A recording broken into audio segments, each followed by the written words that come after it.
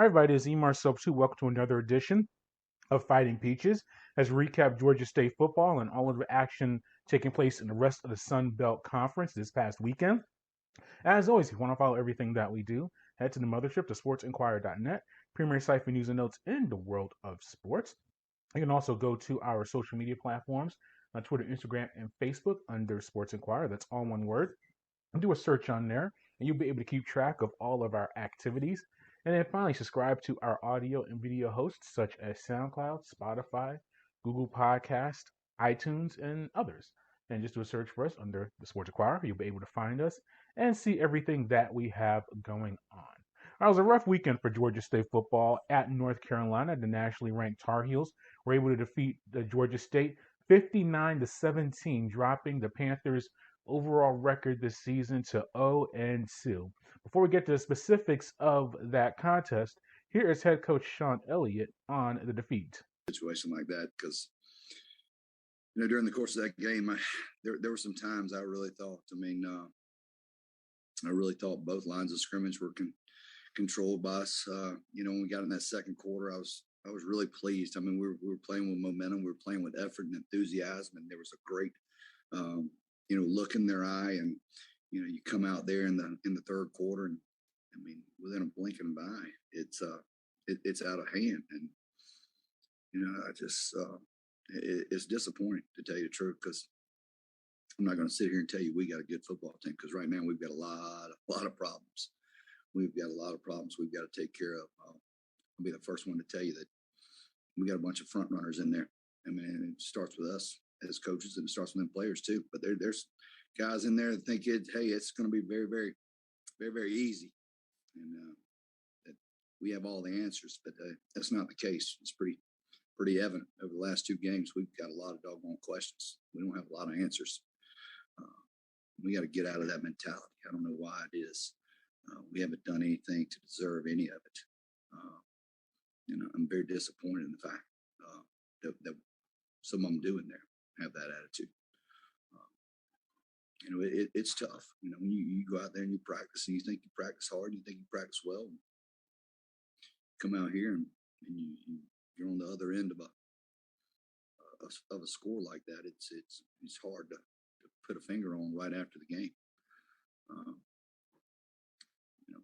All I can do is say we're going to go back there and evaluate everyone, and make sure we have the right guys on the field, make sure we have the right coaches making the right calls, and take a good hard look at everything we've done over the last two games, and we've got to improve. We got to improve in a hurry to take on a Charlotte team coming into our place next week.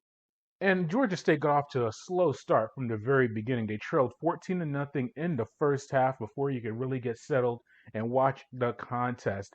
They were able to get a little bit of momentum in the first quarter when a fumble was recovered by defensive lineman Dante Wilson on the North Carolina 19-yard line. That set up a 37-yard field goal by Noel Ruiz to put the Panthers on the scoreboard and making the score 14-3 with 3:28 left in the first quarter. Georgia State was able to put together a pretty long drive in the second quarter for 17 plays and 75 yards, and were able to finish that drive with a Cornelius Brown rushing touchdown for 4 yards to make the score 21-10 with 6 minutes left in the half.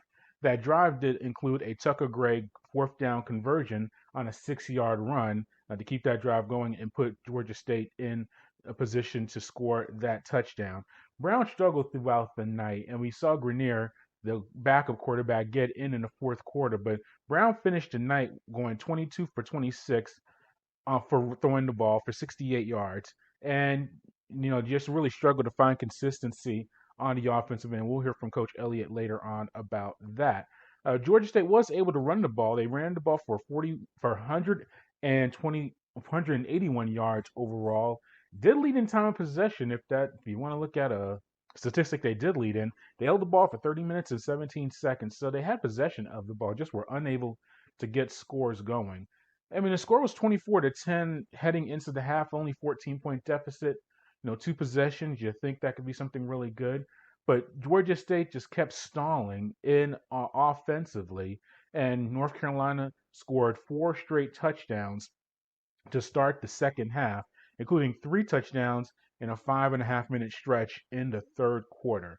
Here is Coach Elliott on those offensive struggles and what led to just issues moving the ball and scoring. We didn't throw the ball and we didn't catch the ball very well.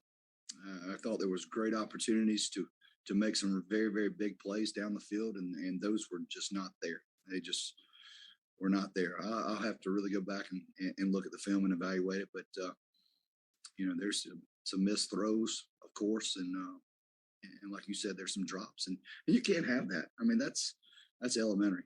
I mean, throwing and catching is something we do every single day. It's something they've been doing since they were very, very young, and for whatever reason, we missed it tonight. And when you have short drives like that, you give the ball in prime position for an offense like North Carolina's, they're going to take advantage of it. The Tar Heels, led by Heisman Trophy candidate quarterback Sam Howell, he had a really strong night, well, on the ball, running the ball and throwing it. As far as passing, he was 21 of 39 for 352 yards and 3 touchdowns. He also rushed for 104 yards and 2 touchdowns on 11 attempts. So he had full command of the offensive repertoire, throwing and running for North Carolina. Here is Elliott on the team struggling to contain North Carolina's offense. Well, I mean, containment is, I guess you can say we contain them for a couple quarters, maybe. It's a struggle. It's got to be a balance. You've got to play. I mean, when you play a talented football team, you've got to have balance. You've got to play well defensively, and you've got to play well offensively. I mean, there's no. I guess you could say there's no formula for success with one playing well and one not playing well. We've got to really balance each other out and be consistent. There was times where both sides of the ball I thought played well.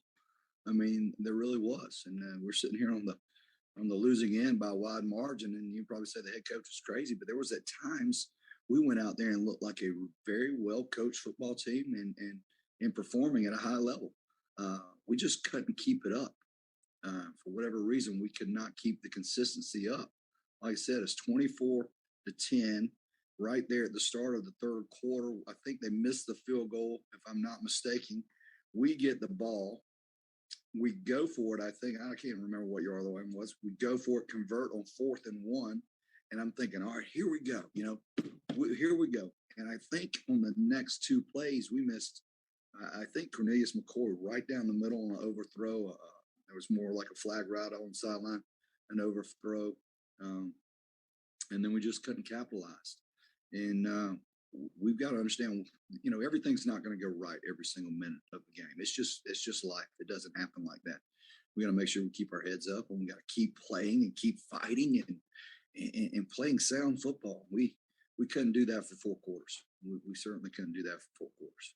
So now Georgia State returns to action, hosting Charlotte on September 18th. We'll have a big preview of that contest as we get closer to it later on in the week. Moving around the rest of the Sun Belt Conference, good effort by Coastal Carolina. The Chanticleers improved to 3-0 all-time against Kansas in the Big 12 Conference, and stayed undefeated in this season's campaign with a 49-22 victory in front of the biggest crowd in Brooks Stadium history. They had more than 17,000 fans there at the contest. And when you do that against a Big 12 foe like Kansas, it's on national TV. It was on ESPN. I watched it myself. You're going to get a lot of accolades, and as far as the conference goes. And that did start with conference offensive player of the week, Reese White, the junior running back, rushed for a career-high 3 touchdowns and 102 yards in the victory. And offense, we know they can score very well. We've seen them just put up a lot of points over the years at Coastal. But defensively is where they really had a strong effort against the Jayhawks. They tallied 11 tackles for loss, 6 sacks, and blocked a punt and an extra point in the win. So defensively and with the special teams, they had a really big effort. And with that, Josina, let me get his name right. It's actually Johia Stewart. He set a single game program record with 3.5 sacks and tied the Coastal Carolina high water mark for 3.5 tackles for loss. In that victory, he was named the conference's defensive Player of the Week. So Coastal, we've said before the season began, they could make a run at an undefeated season and definitely contend in the Sun Belt East, and they're showing that strong form throughout the year. You have to give credit also to Kane Womack as South Alabama. The Jaguars are undefeated their first two games of the season, and it was a barn burner against Bowling Green. Scored 10 points in the final 99 seconds to secure the 22-19 victory over Bowling Green. Jaguars junior running back Tyrion Avery scored the game tying touchdown with 1 minute and 39 seconds left in the contest. He had the rush for 13 yards, and South Alabama was able to get the ball back. And ultimately, Diego Guajardo, who was named the conference's special teamer of the week, hit a 44-yard field goal as time expired to give South Alabama that 22-19 victory. And that's the South Alabama under new head coach Kane Womack, previously an assistant there, has moved away from there, but is now back as the head coach. A very big win for the Jaguars starting off the season 2-0. Texas State, another team that's off to a solid start this year. They were able to defeat Florida International University, FIU, in overtime to pick up their first win of this season. A big play of that contest was freshman linebacker Isaiah Nixon was able to force a fumble that was during the FIU's final possession and in the first overtime period. That fumble was recovered by senior defensive lineman Kavion Patton. And once the Texas State got the ball, sophomore running back Brock Sturgis, ran for 11 yards into the end zone to give the Bobcats their first victory of the season in that first overtime session. So that was a very big victory for the Bobcats as they get their first victory of the year. The Raging Cajuns, remember last week they lost at Texas, able to recover and get a hard-fought victory over Nicholls State, 27-24, to get that victory. Big effort by senior quarterback Levi Lewis, threw for 304 yards and 2 touchdowns, as the Cajuns, who are going to probably be the favorites in the West, found a way. Sunbelt West were able to get a victory for the first time this year. Some other teams in the conference did struggle though to get on the winning side. Georgia Southern fell in a surprise score. They lost to Florida Atlantic 38-6. Now they did start off the game well on their very first possession, had a 95-yard drive that was capped by a 22-yard touchdown run by senior running back Logan Wright.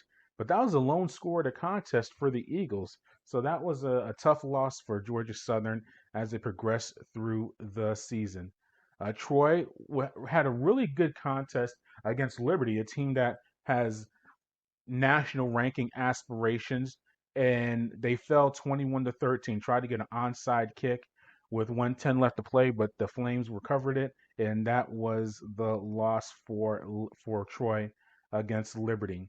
My Appalachian State, very good contest against Miami, but ultimately lost the contest in Miami 25-23. So that's a tough loss for App State as they progress through the non-conference portion of their schedule. A highlight of the contest for the Mountaineers was a 100-yard kickoff return for a touchdown by wide receiver Jalen Virgil.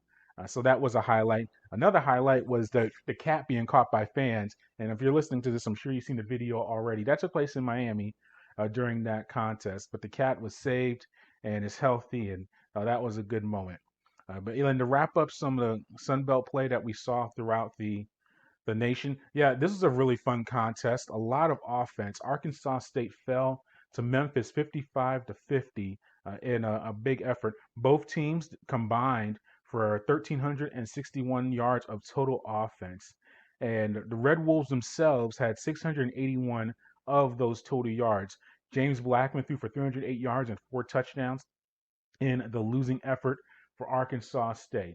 So we've seen them get a victory under new head coach Butch Jones and then put up 50 points against a pretty solid Memphis team in a loss. So the Red Wolves are, we know offensively that they're producing some solid numbers to start the year. And that concludes our recap of all things Sunbelt football, including Georgia State specifically, on the Fighting Peaches. And as always, go to the mothership, to sportsinquirer.net, premier site for news and notes in the world of sports. You go to our social media platforms on Twitter, Instagram, and Facebook under the Sports Inquirer. And then finally, subscribe to us on YouTube, SoundCloud, Spotify, Google Podcasts, and iTunes. Do a search on there and find us, and I'm sure you will enjoy it. Until next time, good fight, good night, and be safe.